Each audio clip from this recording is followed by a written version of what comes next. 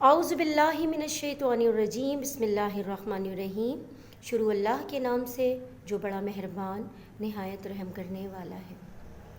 السلام علیکم، کیسے ہیں آپ سب؟ امید ہے ایمان و صحت کی حالت میں ہوں گے۔ آج کی آن لائن کلاس میں آپ کی ٹیچر آپ سے مخاطب ہے۔ کلاس کا آغاز اس دعا سے کرتے ہیں، میرے ساتھ دعا میں شامل ہو جائیں۔ ربی زدنی علما، اے میرے رب میرے علم میں اضافہ فرما، آمین۔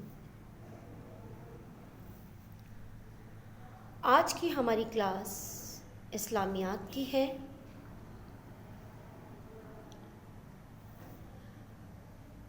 مزید آگے بڑھنے سے پہلے بیٹا ذرا یہ سوچیں، میں آپ سے کچھ سوال کر رہی ہوں کہ دن رات میں کتنی نمازیں فرض ہیں؟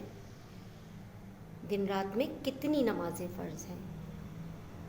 تو یقیناً بیٹا آپ نے سوچا ہوگا کہ دن رات میں 5 نمازیں فرض ہیں۔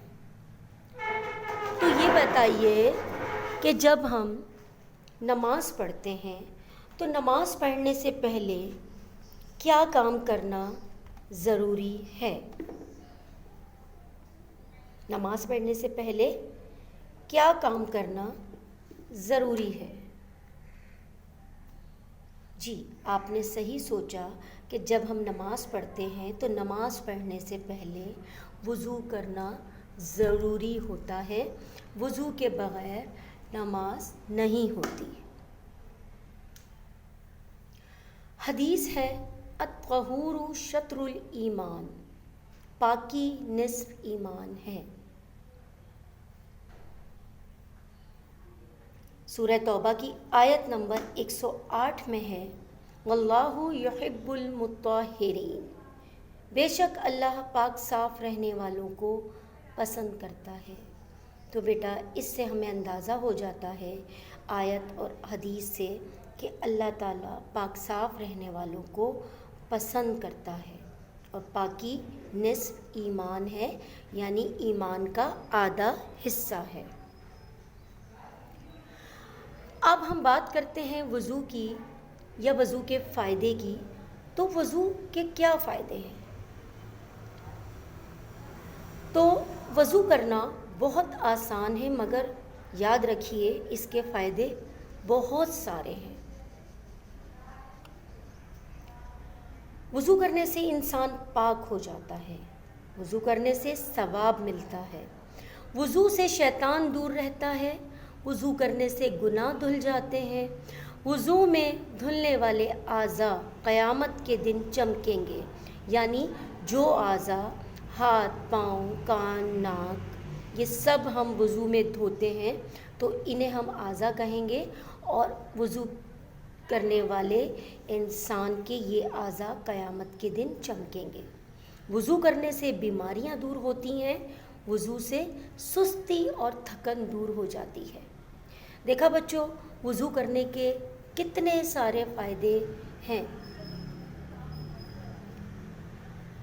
اللہ تعالیٰ نے ہر کام کو کرنے کے آداب یعنی طریقے بتائے ہیں، تو وضو کا بھی اللہ نے ہمیں طریقہ سکھایا ہے۔ آئیے وضو کا طریقہ جانتے ہیں۔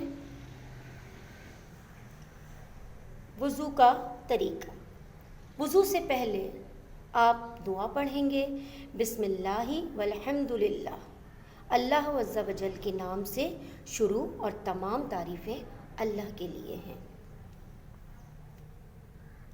یہ وضو کا طریقہ آپ کو اسٹیپ وائز دیا گیا ہے، آپ اس کو اچھی طرح سے دیکھ کر اور وضو کیجیے۔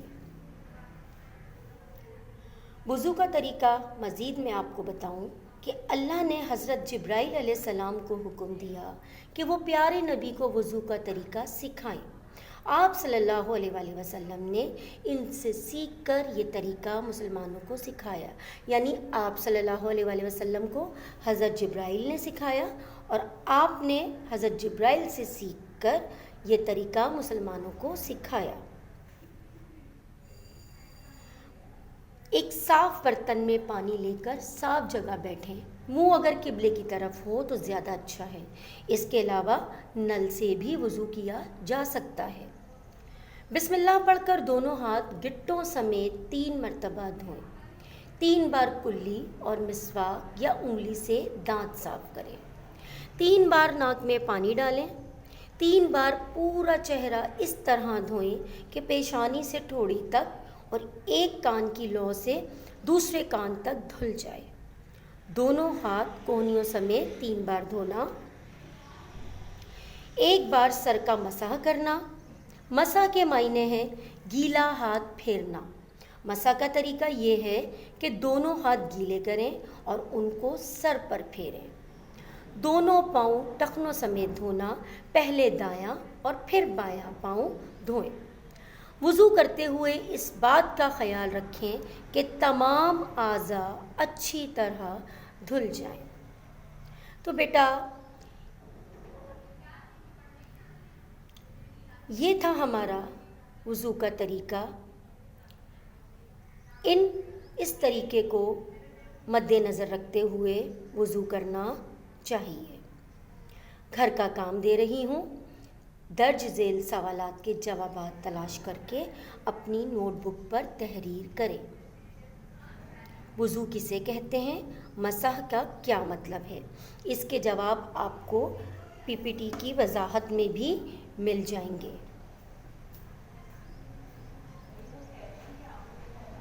آج کی اچھی بات، اپنے کپڑوں کو پاک رکھو، ناپاکی سے دور رہو۔ آج کی کلاس کا اختتام یہیں ہوا چاہتا ہے۔